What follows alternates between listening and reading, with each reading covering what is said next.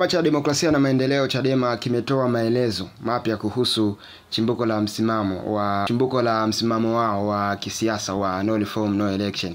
Kikieleza kuwa ulikuja baada ya mazungumzo ya moja kwa moja na Rais wa Jamhuri ya Muungano wa Tanzania Daktari Samia Suluhu Hassan kushindwa kuzaa matunda yaliyotarajiwa. Akizungumza katika moja ya mikutano ya hadhara ya kampeni hiyo, Katibu Mkuu wa Chama cha Demokrasia na Maendeleo Chadema John Mnyika alisema kuwa mara ya kwanza viongozi wa chama hicho walikutana na Rais Samia mwezi Februari mwaka 2022 kwa lengo la kushauriana kuhusu masuala ya mageuzi ya kisiasa, hasa katika mchakato wa katiba mpya.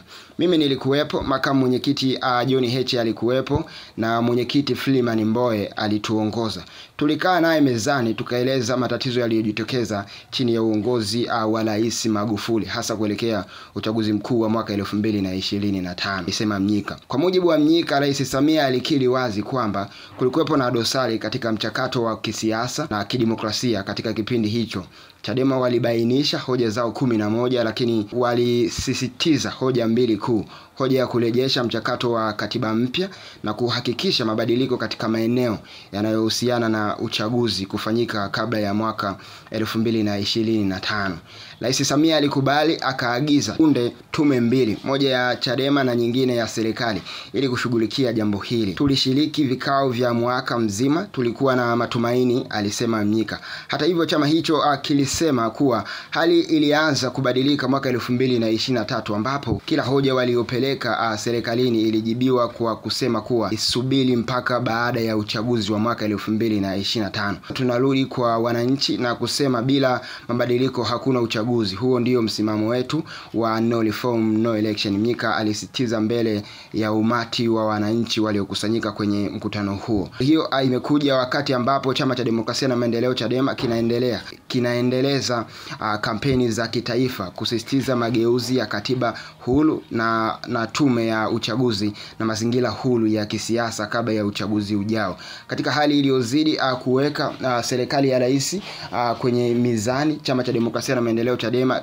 imesisitiza kuwa hakitashiriki uchaguzi wowote bila kuhakikisha mazingira huru, haki na uwazi yanawekwa kisheria.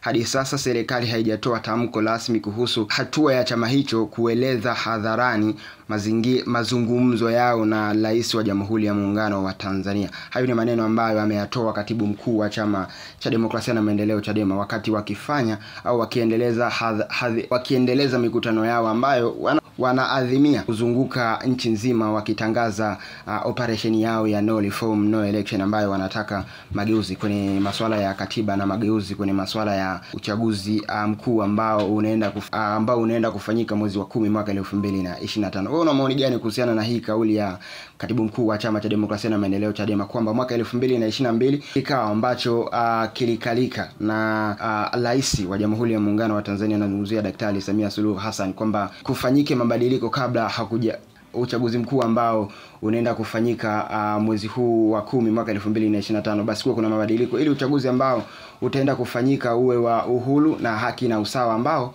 watu wengi wanautegemea, si ndivyo?